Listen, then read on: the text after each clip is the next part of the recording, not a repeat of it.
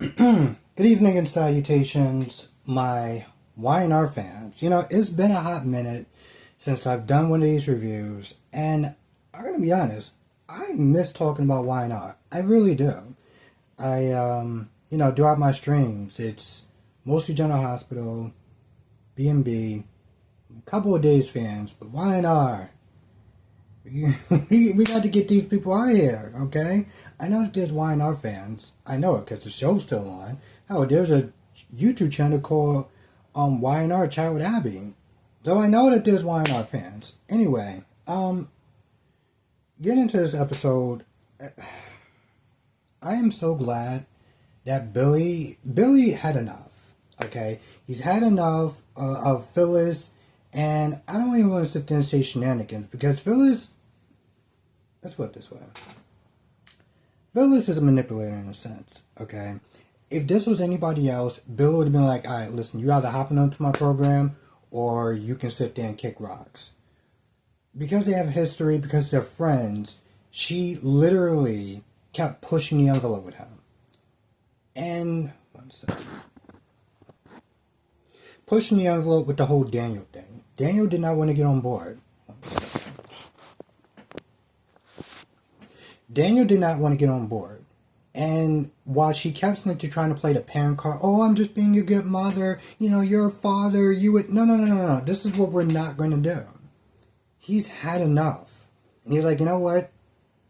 I'm going to have to let you go. And she's like, you're firing me? I'm like, why do you look, and she looked like she was genuinely shocked, like, I can't believe this. I'm like, yeah, because he's had enough. This is the problem with Phyllis. Phyllis is the type of person that would keep pushing and pushing and pushing and pushing and pushing. And then when you snap, you say something to her, she's like, I don't understand. Like, why would you do that for? And so now she's not there trying to beg and plead for a job after a 20. The thing is, it started off where it almost came across like she was stalking him in a sense. But, the conversation was pleasant right up until she was like, yeah, everything is great, I have a bunch of ideas, this, that, and the third. She kept saying she had a bunch of ideas, and he's like, all you've been doing is saying you have a bunch of ideas and a lot of enthusiasm, and you haven't came up with ish yet. The minute that she started with, I'm going to be here, and Daniel's going to walk right in, I was like, here we fucking go. I was like, here we go. And at that point, he was already trying to get a good workout before he started work. And yeah, he was just done. He was done. And he fired her. He's like, listen, when you get your head back on straight. And that's another thing. She is still dealing with all the stuff that was going on with being kidnapped. You already coming in, and I know it sounds bad, but you're already coming in this situation, a new company with emotional baggage. Just gotta check it. Alright, for the house. I don't feel like pausing this time, but you're already coming in with a certain level of emotional baggage. This is something you should be working on in therapy, okay? But he's taking you along, regardless of how everybody else is like, yo, listen, you can't trust Phyllis. Phyllis is gonna sit there and wreck your whole ish. And I know people can sit there and say, oh, Billy's a screw up. He always screws up every. But this isn't about him. This is about her. And he took a chance on her. And like Sally was there saying, he's starting to realize he made a mistake. But he is rectifying that shit now. And so while that's going on, you have Daniel that, instead of actually dealing with his grief in a way like therapy or whatever, or finding a job or something like that, he's like, nah, I'm just going to sit there and learn the guitar. I'm like, is the guitar going to sit there and pay those bills? Or like, what are we doing? Because you're a father, bro. Like, what are we doing? But while he's sitting there hanging out with Tess, he gets a call from Phyllis. He's also avoiding lunch with Phyllis, but he goes down there. Well, he talks to Phyllis, and long story short, Phyllis is like, yeah, he fired me. So now Daniel goes to the sports athletic club, gets up in Billy's face talking about, well, why'd you do that? And she's going through stuff, and that was really messed up, man. And I was like, first of all, you didn't even want to be on board, okay? Like, also, no, let me take that back. First of all, the fact that he actually was willing to give her a chance, regardless of all the emotional stuff she was going through, shows how much of a good man he is. So you are way out of pocket. Second of all, let's just be real. He's talked to her. He's, when he explains it to her, when he explains it to him, like, yo, listen, I can't sit there and have her constantly trying to get you on board and be 100%. And he's like, oh, well, I'll talk to her. It's like, bro, you have talked to her. He's talked to her. You talked to her. Nothing is working at this point. We're done. We're not gonna keep sitting there doing this. And all the begging and pleading and stuff like that. He was like, no. He was like, maybe, and like he said with her, maybe we can sit there and revisit this at some point. But right now, nah, I gotta sit there and do what I gotta do. It's like, so you're really not gonna change your mind? Yes, he is not going to change his mind. Now, why don't you go back and play the guitar, whatever the hell art project that you got going on? Because apparently, I guess the Bills are just going to sit there and just take care of themselves.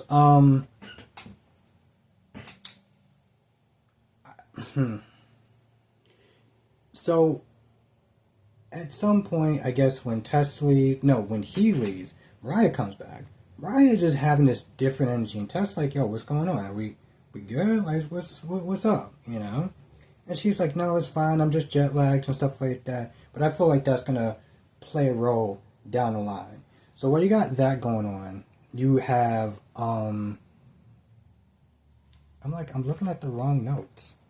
Oh yeah, I'm definitely looking at the wrong notes. I'm like, I don't remember some of these characters like Julie and Doug, and I was like, oh wait, it's why not? I mean, that's Days.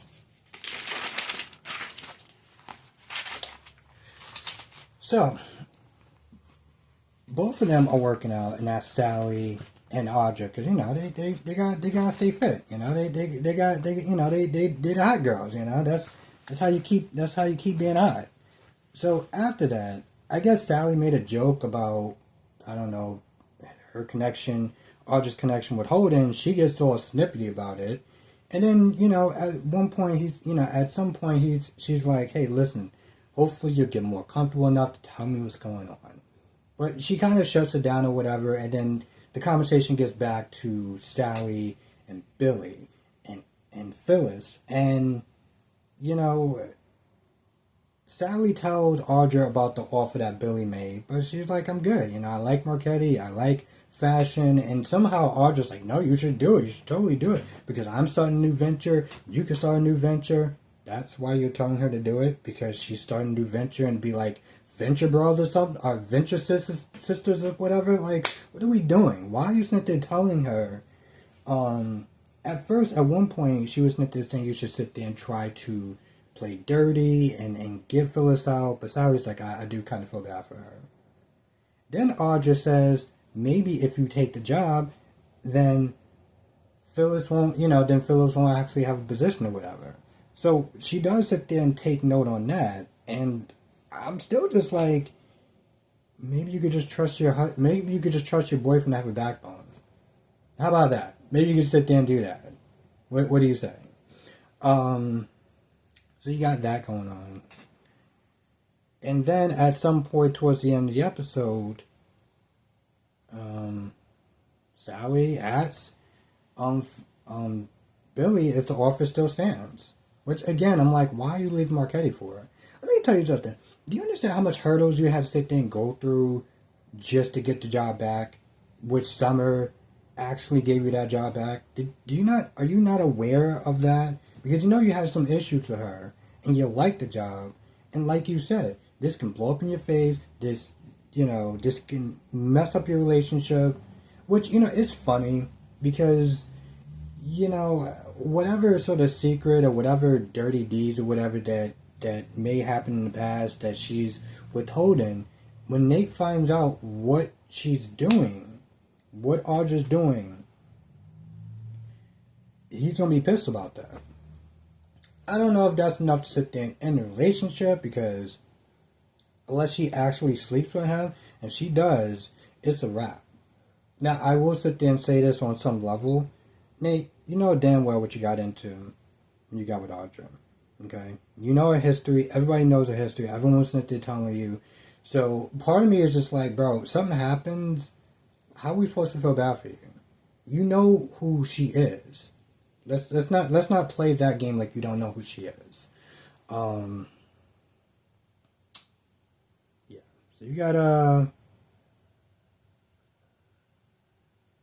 Yeah, I feel like that's about it. Now, if I miss anything, let me know. Right in the comment section below. I'm actually gonna do a live stream tonight. I wasn't at first, but I got to work a little early. Figure I had some time to sit there and do some reviews, and yeah. So I'm not gonna stream all night though, because I do got to wake up early, like early. So I'm only gonna be on for like an hour, but I went to YNR fans, sit there and come through, and I'll see you in the next video.